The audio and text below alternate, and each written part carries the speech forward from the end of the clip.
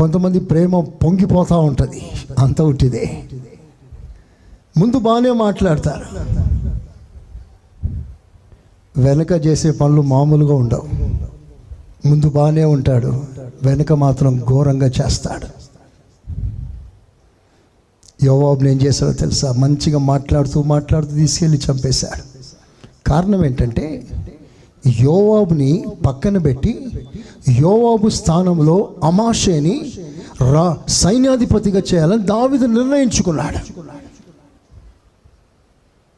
తన పోస్ట్ పోబోతుంది, తన పోస్ట్లో ఇంకొకడు ఎక్కబోతున్నాడు. అది తట్టుకోలేకపోయాడు. అసూయ, నాకు లేని స్థానం వాడికా, నన్ను ఊడగొట్టి వాణ్ణి ఎక్కిస్తారా? ఎట్లా ఎక్కిస్తాడో నేను చూస్తాను. అసూయతో చంపేశాడు.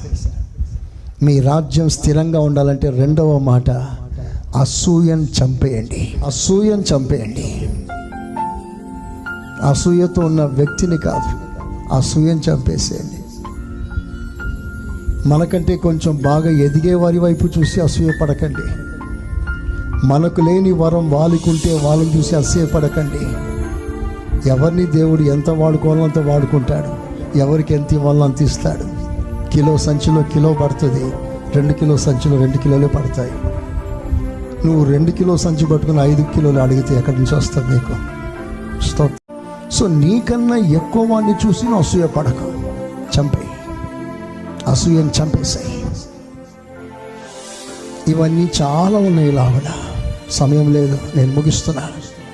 అబ్సలోం విషయంలో కూడా ద్వేషం పెట్టుకున్నాడు యోవాబు. సమాధానపరచాలని, తండ్రి కొడుకుల మధ్యలో సమాధానపరచాలని యోవాబు ప్రయత్నం చేస్తే యోవాబు చేయిని తగలబెట్టాడు అబ్సలోం. అది మైండ్లో పెట్టుకున్నాడు.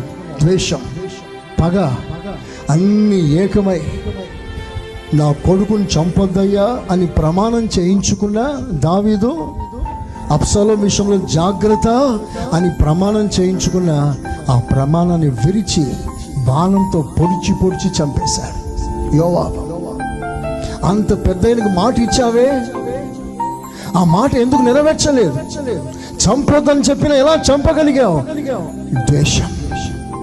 చంపే ద్వేషాన్ని 3 విషయాలు మీతో చెప్పాను: పగ, అసూయ, ద్వేషం.